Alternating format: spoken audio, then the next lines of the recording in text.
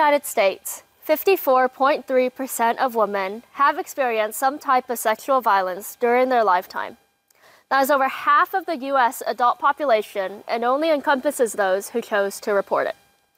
In the Asian American Pacific Islander community, also known as the AAPI community, about 1 in 3, or 34.4% of non-Hispanic AAPI women have experienced sexual harassment in a public place during their lifetime. As we can see, this is a very prominent problem in the world at the moment. Now, how do we combat this problem? For us, we believe that it starts with sharing our story with the world and spreading awareness about the issue. Children who are born with chronic illness experience trauma just by trying to survive every day. I was born with a super rare liver disease that caused my parents to believe that I wouldn't survive past my childhood. However, even though I did end up surviving, my childhood was filled with traumatic memories. I was sexually molested by my cousin at the young age of 6 years old, and that went on off and off for about 3 years. You see, I didn't think what my cousin did to me was not normal. I didn't know what he did was molestation. And when I started putting together what had happened to me was when I started spiraling. When I started to understand what had happened to me, I was too afraid to speak up. I was ashamed and worried that no one would believe me. I remember as early as the age of 9, I started self-harming and having severe suicidal ideations. I was taught by cultural standards that showing emotions was a sign of weakness. So I adapted in a negative way. I held in all my negative emotions until I would explode in rage. I didn't know how to love myself.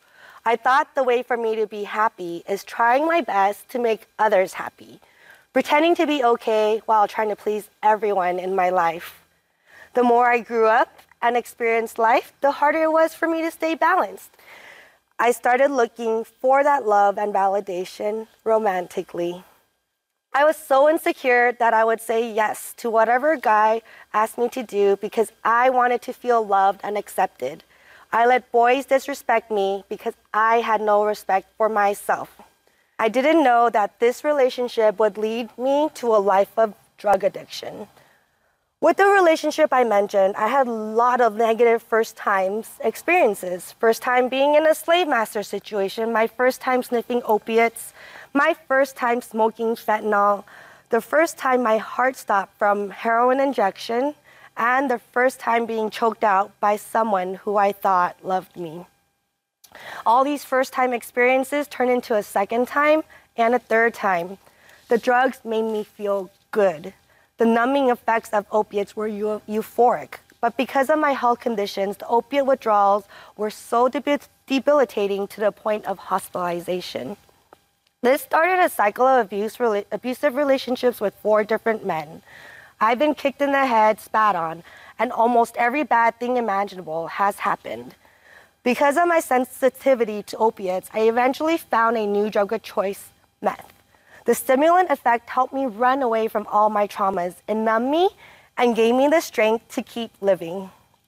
One day, I finally hit rock bottom and was severely injured by an ex. This was my wake-up call. You see, I always had something inside me fighting deep down. The little girl inside me knew I was meant for so much more. For the past 2.5 years, I have recovered from meth addiction. I am more self-aware of my own triggers and practice mindful living. I have a loving boyfriend who I live with, and I have my fur babies with. I am now happier because of my recovery and how I healed from my trauma. I had a similar experience myself. Before my experience, I thought everyone was good and trusted everyone I met. I wouldn't say this was anyone's fault but my own. My parents have always taught me to be extra careful since I was a girl and there were a lot of bad people in the world. I thought they were just being sexist, but I guess not. In the Asian community, a lot of people are very conservative, and most people live in a patriarchy. At first, he was loving and caring.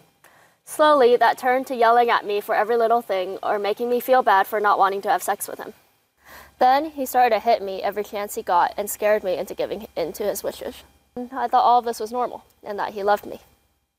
He would apologize after abusing me, but in a way that still made it feel like it was my fault. And then the cycle would start all over again. This went on for 2 years.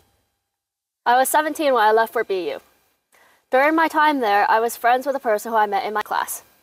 It was harmless at first, and we met up and hung out every weekend for a while. I was new there, and all I wanted was to make some friends. We were good friends. I trusted him. I confided in him, and he would listen. It was comforting to have someone there since I was so far away from home. After winter break changed, he started to flirt with me and be really touchy. I didn't think anything of it since some of my friends back home were also quite touchy. I didn't realize I was in any danger. He decided to walk me home to my dorm building. I didn't think anything of it, and even though I knew he lived in the opposite direction as me, he tried to make up every excuse to come up with me to my dorm, while I tried my best to steer him otherwise. He ended up following me up anyways, and long story short, he coerced me into having sex with him. I still remember staring at that clock on my microwave and realizing that he had been in my room for 2 hours, trying every method he could to get me to have sex with him. I went to a different place while he did what he wanted to do. It was the only way that I could escape what was happening to me. I felt dirty after, like what I did was wrong.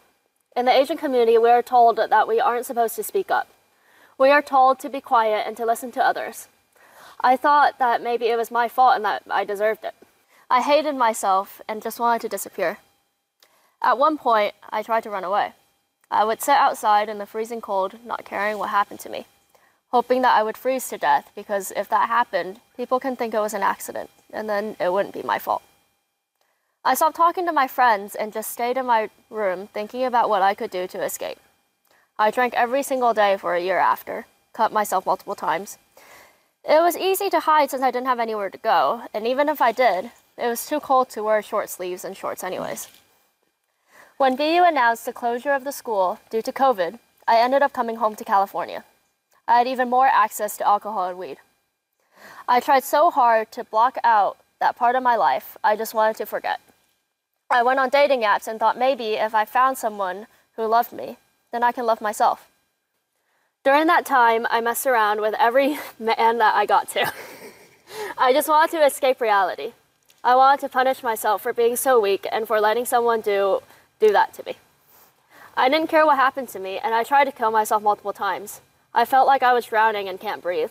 There wasn't an escape.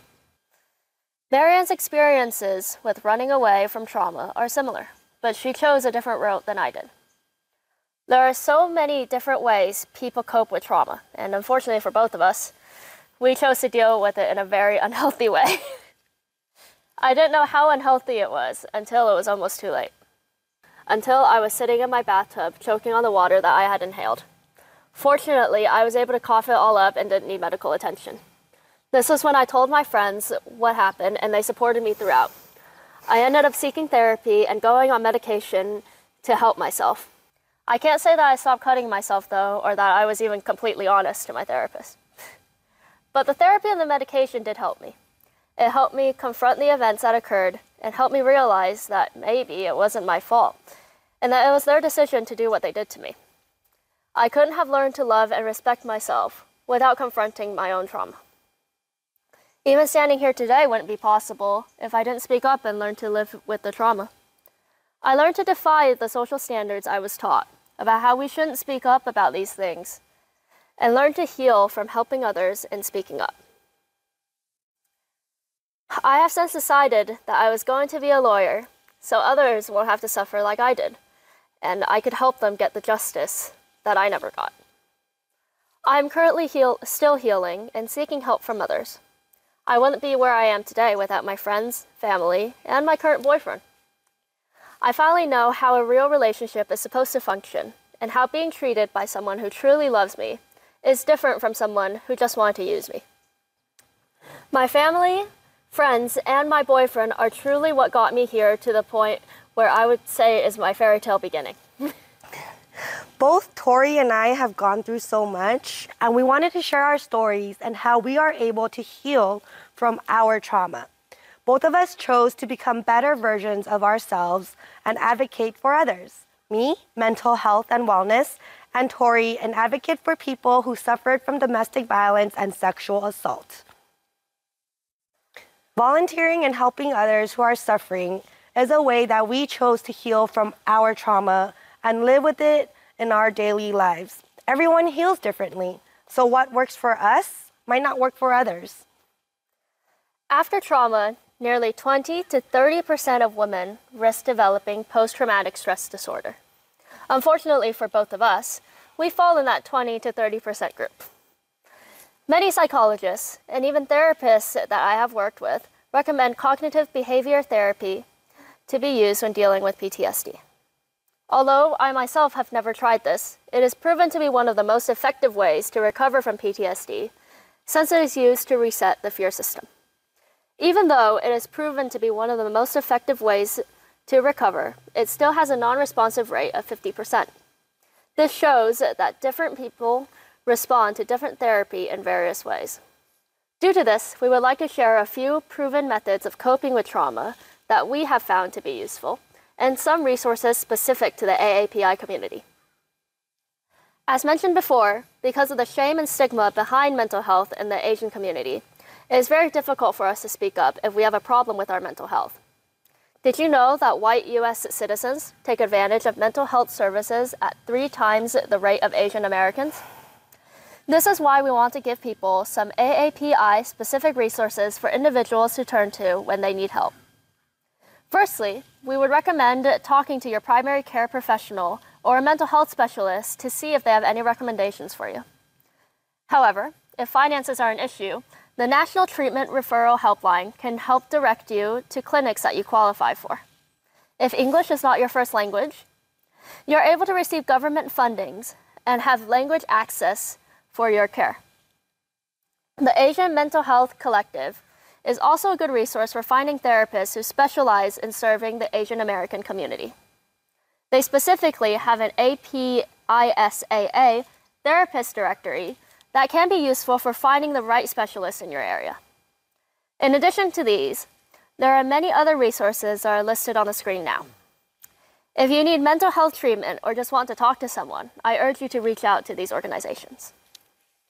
I'm sure we have all heard of gut feeling.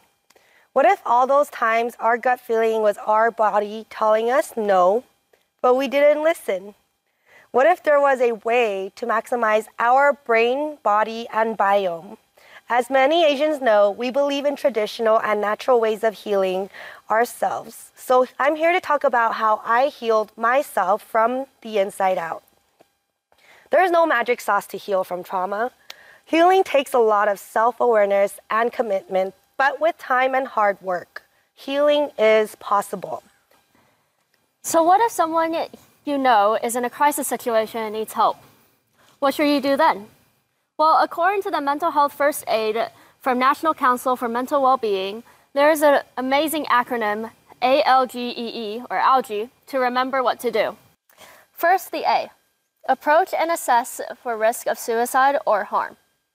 You want to try to find a suitable time or place to start a conversation. Make sure to do it in a private setting so they will more easily confide in you. If they decide they don't want to confide in you, encourage them to talk to someone they trust.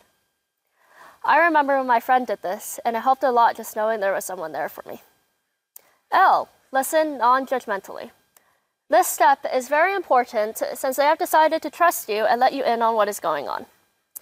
You want to try to have empathy for their situation and try to be accepting even if you don't agree with what they have to say. I believe this is one of the most important steps, as you can end up doing more harm than good if you start to judge them. They're being open with you and sharing their emotions, so try to be empathetic. G. Give reassurance and information. After someone has shared, it is very important that you are ready to provide hope and useful facts. E. Encourage appropriate professional help. The earlier someone gets help, the better chance they have to recover. So make sure you have options available for them to get help from. Lastly, E.